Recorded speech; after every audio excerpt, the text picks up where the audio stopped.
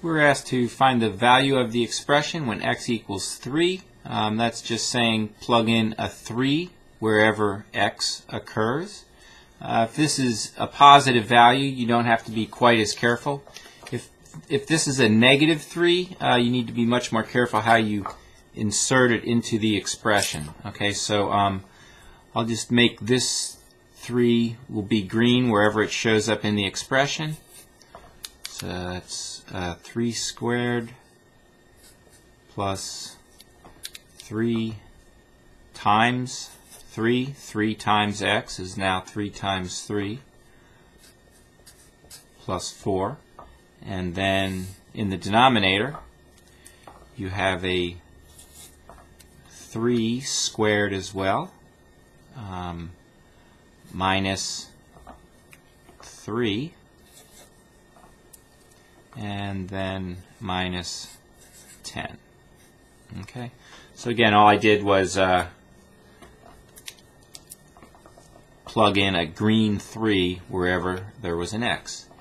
Now you simply have a rational expression and you solve it as you always would, following the order of operations.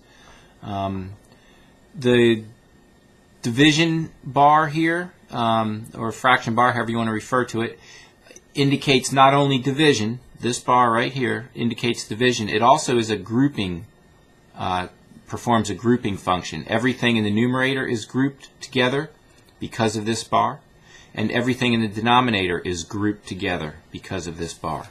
Okay, so we'll treat each as its own separate world.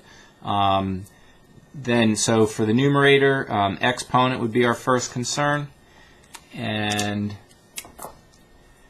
3 to the second power would give us a 9. I'll do something in the denominator because, again, this is its own separate world. 3 to the second power would be a 9. And if these give you any trouble at all, it's a good idea to be real careful. I only did one operation in the numerator, one operation in the denominator. Okay. Now I'll bring down anything that I have not touched. 3 times 3 plus 4. There's my numerator. And for the denominator, minus 3 minus 10.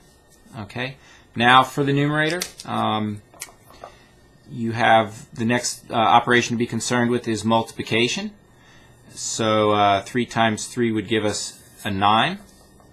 And in the denominator, there's different ways to go, but I'll say 9 minus 3 is 6. And then I'll bring down everything that I have not touched. Okay, for the numerator, this 9, I haven't used it yet. Let's see, that plus sign I haven't used. This is the calculation we just did, and plus 4.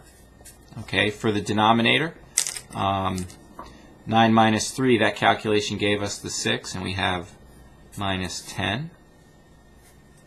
All right. So now for the numerator,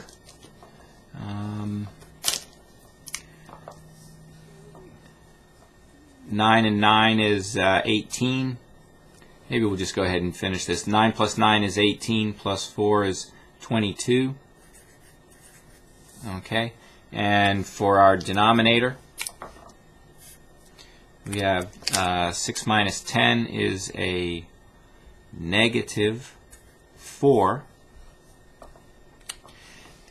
And this will reduce, okay? The common factor would be 2, so I can basically divide by 2 and divide by 2.